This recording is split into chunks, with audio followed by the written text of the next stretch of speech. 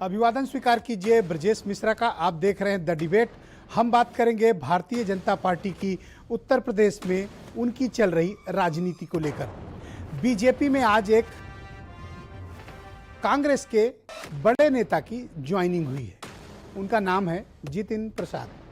आप सब लोग इन्हें जानते होंगे।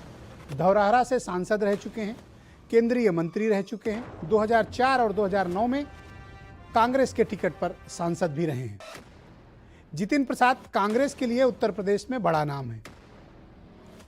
कांग्रेस में वो अपनी विरासत के साथ आए हैं। अपने पिता की विरासत को उन्होंने संभाला।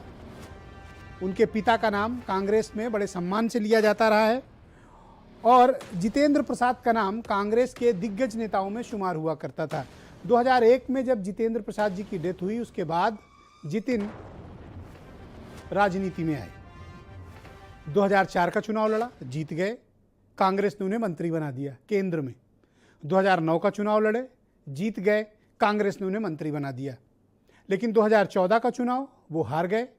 2017 का चुनाव सपा के गठबंधन के साथ कांग्रेस के टिकट पर लड़े, चुनाव हार गए। 2019 का चुनाव लड़े, हार गए, जमानत जब्त हो गई।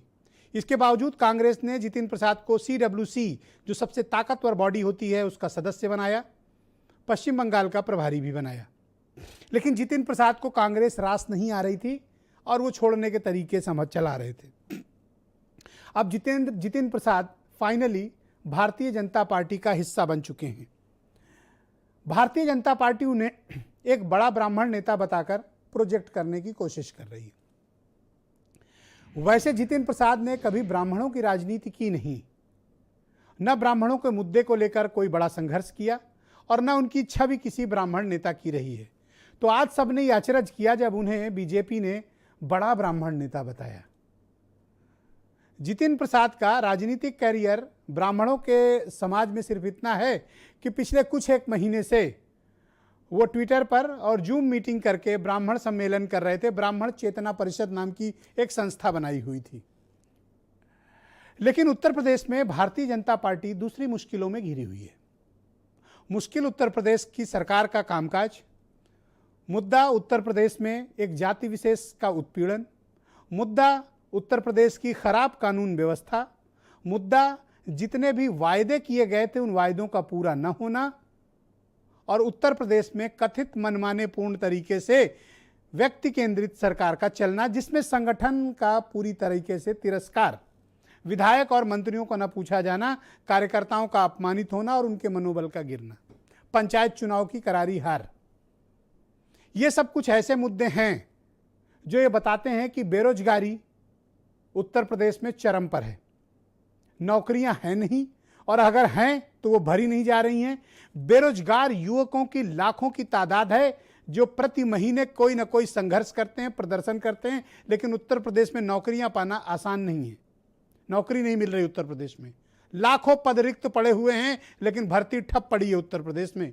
किसानों की समस्या चरम पर है और पूरे देश में सर्वाधिक महंगी बिजली देने वाले राज्यों में से एक उत्तर प्रदेश है। अब बीजेपी को तमाम मोर्चे पर जवाब देना है। ओबीसी कम्युनिटी बीजेपी से नाराज है। ब्राह्मण समाज खुले तौर पर नाराज है। शायद यही कारण है कि डैमेज कंट्रोल के लिए कांग्रेस से एक नेता आयात किया गया भारतीय जनता पार्टी के भीतर। तो क्या बीजेपी के भीतर ब्राह्मण नेताओं की क्षमता में कोई कमी है या बीजेपी में ब्राह्मण नेता नहीं है? उनको दूसरी पार्टी से ब्राह्मण नेता लाने की आवश्यकता क्या वाकई में थी और क्या इसकी जरूरत है? सवाल बहुत खड़े होते हैं। तो फिर हृदय नारायण दीक्षित क्या कर रहे हैं? Dinesh Sharma deputy chief minister, उनकी भूमिका का क्या होगा? कानून मंत्री ब्रजेश पाठक वो क्या करेंगे? सतीश द्विवेदी क्या करेंगे? तमाम और भी दिग्गज नाम हैं भारतीय जनता पार्टी के भीतर। और एक और बड़ा नाम है जो दिल्ली से आया है, श्रीकांत शर्मा। आखिर इतने ब्राह्मण नेताओं के होने के बावजूद बीजेपी को अपनी पार्टी के ब्राह्मण नेताओं पर भरोसा क्यों नहीं है? उन्हें क्यों लगता है कि 3 बार के हारे हुए एक नेता के सहारे बीजेपी ब्राह्मण वोटों की वैतरणी पार कर लेगी? वो भी तब जब 3 दिन की ब्याहता खुशी दुबे और उसकी सास और घर के 3 और सदस्यों को एक 2.5 साल के बच्चे के साथ जेल में डालकर रखा गया हो बिना किसी गुनाह के। 10 महीने से कोई चार्जशीट, कोई आरोप पत्र, कोई सबूत पुलिस उनके खिलाफ नहीं जुटा पाई। और खुशी दुबे को न्याय दिलाने की लड़ाई कौन लड़ रहा था ट्विटर पे? जितिन प्रसाद। क्या खुशी दुबे को न्याय मिल गया बहनों भाइयों? नहीं मिला। खून की उल्टियां कर रही, उसकी हालत गंभीर है, लखनऊ के लोहिया अस्पताल में भर्ती है। लेकिन खुशी दुबे की लड़ाई कर लड़ते लड़ते जितिन प्रसाद बीजेपी के कद्दावर नेता बन गए। लेकिन खुशी अभी वहीं पे है, जेल में। उसकी सास जेल में है, हीरू दुबे की मां जेल में है, और रंजना अग्निहोत्री अपने 2.5 साल के बेटे के साथ जेल में। ये चारों महिलाओं का कोई कसूर नहीं, कोई आरोप नहीं, कोई सबूत नहीं, लेकिन 10 महीने से ये चारों महिलाएं और 2.5 साल का बच्चा जेल काट रहा है। लेकिन जितिन प्रसाद भारतीय जनता पार्टी के बड़े नेता हो गए। सवाल इस बात का है कि क्या भारतीय जनता पार्टी के पास उत्तर प्रदेश में लीडरशिप का अभाव है? मैं एक नाम और याद दिलाना चाहता हूं। 2014 में जब भारतीय जनता पार्टी की खराब हालत थी, उत्तर प्रदेश के भीतर चुनाव चल रहे थे, समाजवादी पार्टी का प्रचंड शासन उत्तर प्रदेश के भीतर था, बीजेपी के एक बड़े नेता ने अपनी जान जोखिम में डालकर कार्यकर्ताओं के गिरे हुए मनोबल को ऊंचा उठाकर स्कूटर, रिक्शे और साइकिल से चलकर भारतीय जनता पार्टी को मजबूत किया और 2014 में करिश्माई प्रदर्शन करवाया अपनी पार्टी से। 44 सीटों वाली पार्टी को इतना मजबूत कर दिया कि उत्तर प्रदेश में 70 से ज्यादा एमपीज चुन के आए बीजेपी के। वो नाम है लक्ष्मीकांत वाजपेयी। आपको याद आया होगा, प्रदेश अध्यक्ष रहे और हर 4 महीने में उनको अपमानित करने के उद्देश्य से एक अफवाह उड़ाई जाती है कि उनको राज्यपाल बनाया जाएगा। अपमानित करने के लिए इसलिए उद्देश्य है क्योंकि उनका मनोबल टूट जाए। वाजपेयी जी के पास लखनऊ में कोई मकान नहीं था, एक सरकारी कमरे के मकान में रहते थे, वो भी मौजूदा सरकार ने लक्ष्मीकांत वाजपेयी से दारुल सफा में खाली करवा लिया लखनऊ में। अब लखनऊ में कोई ठिकाना नहीं, इसलिए वाजपेयी जी मेरठ से लखनऊ ही नहीं आते हैं। आएंगे तो रहेंगे कहां? प्रदेश अध्यक्ष बीजेपी का, जिसके कंधे पे चढ़ के 2014 का पार्लियामेंट्री इलेक्शन जीता गया, बड़ा ब्राह्मण नेता, और रोज सबको बताया जाता था। लेकिन आज वो लक्ष्मीकांत वाजपेयी तिरस्कृत हैं, अपमानित हैं, उपेक्षित हैं। पहले तो टीवी बहस में भी आते थे, अब मन खट्टा है तो वो भी नहीं आते हैं, मेरठ में हैं इस वक्त। लेकिन बीजेपी को कौन पसंद है? जितिन प्रसाद पसंद है। अब होगा कोई मकसद बीजेपी का? खैर, अब इससे मसले से अलग हटकर आते हैं। लखनऊ और उत्तर प्रदेश के बीच कुछ ठना हुआ है और कुछ ज़्यादा ही ठन गई है, और इतनी ठन गई है कि अब वो वक्त दूर नहीं जब ताल ठोकने की भी बात आएगी। कानपुर में कल एक बड़ा सड़क हादसा हुआ। उत्तर प्रदेश सरकार के मुखिया की तरफ से कोई ट्वीट नहीं आया था। रात में 11:03 पर प्रधानमंत्री ने ट्वीट किया, मुआवजा भी दिया 2-2 लाख और 50-50 हज़ार घायलों को, और 11:03 पर शोक भी जता दिया। तब तक उत्तर प्रदेश सरकार को हवा नहीं थी। 11:38 पर यूपी सरकार ने भी जल्दी जल्दी ट्वीट किया और मुआवजे का भी ऐलान किया। यानी कहने का तात्पर्य यह है कि उत्तर प्रदेश के मामलों में प्रधानमंत्री कार्यालय की अतिरिक्त सतर्कता दिख रही है। अलग से नजर रखी जा रही है कि किन मामलों में यूपी की सरकार फौरन एक्ट कर रही है और किन मामलों में यूपी सरकार चुपचाप बैठी हुई है। जब चुपचाप बैठती है सरकार तो तुरंत पीएमओ एक्शन में आता है। कल इसका एक झलक दिखाई दी और दोनों नेताओं ने एक दूसरे को टैग भी नहीं किया। दिल्ली में 2 दिनों से गोपनीय बैठकें चल रही हैं। सुना है कि आज लखनऊ में किसी की बैठक हो रही है, कोई बड़ी बैठक हो रही है जिसमें 3 नेता शामिल हैं। कल यह खबर भी प्लांट कराई गई कि कोई बड़ा नेता राजभवन जाने वाला है। जिस खेमे से प्लांट हुई उसी खेमे ने बाद में खंडन किया कि नहीं, हम नहीं मिलने जाएंगे। लखनऊ और दिल्ली के बीच बहनों भाइयों संबंध सामान्य नहीं है, असामान्य संबंध है। संवादहीनता अपने चरम पर है। भारतीय जनता पार्टी में क्या चुनावी रणनीति बन रही है लखनऊ को नहीं पता। लखनऊ क्या कर रहा है दिल्ली की दिलचस्पी नहीं है। दिल्ली में लखनऊ की एक अलग रणनीति बन रही है और उस लखनऊ की रणनीति में वास्तविक लखनऊ सम्मिलित नहीं है। और न लखनऊ की कोई ओपिनियन ली जा रही है, न लखनऊ को उस रणनीति का हिस्सा बनाया जा रहा है।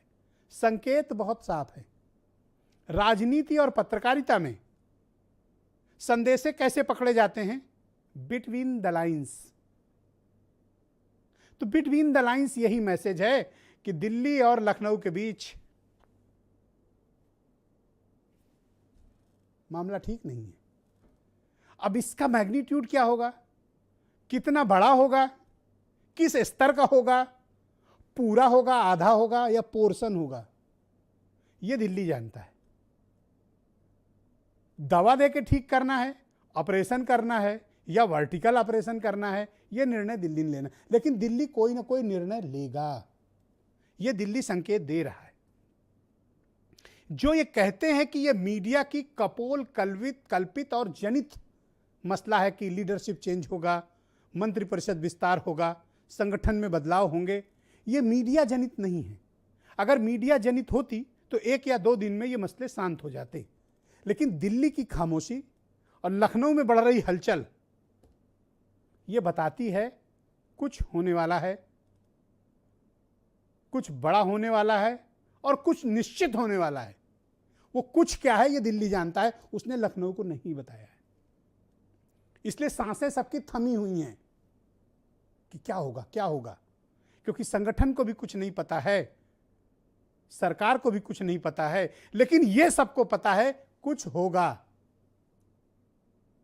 क्योंकि जितिन प्रसाद आज ज्वाइन करने वाले हैं, लखनऊ में किसी से पूछा नहीं गया, न लखनऊ से रायशुमारी हुई, न लखनऊ को लूप में रखा गया।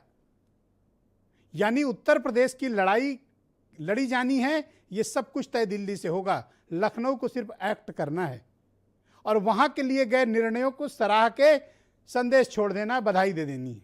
इसके सिवा कोई अन्य काम लखनऊ के पास नहीं है। यह स्पष्ट संकेत है कि कुछ चल रहा है। और महत्वपूर्ण बात क्या है, 2 कम्युनिटी ऐसी हैं उत्तर प्रदेश के भीतर जिनकी बीजेपी से खुली नाराजगी है।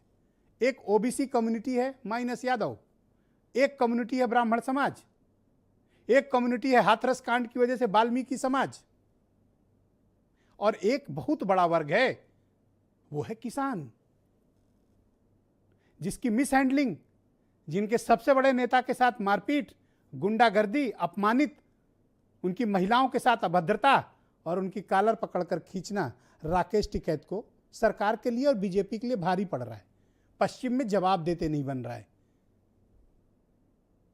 संजीव बालियान के परिवार के लोग भारतीय किसान यूनियन की सदस्यता ग्रहण कर रहे हैं। यह बात शायद बीजेपी को पता नहीं है।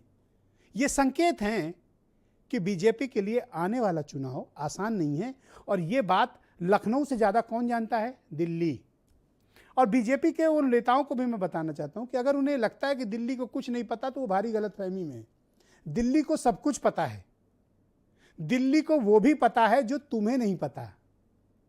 दिल्ली सब जानता है।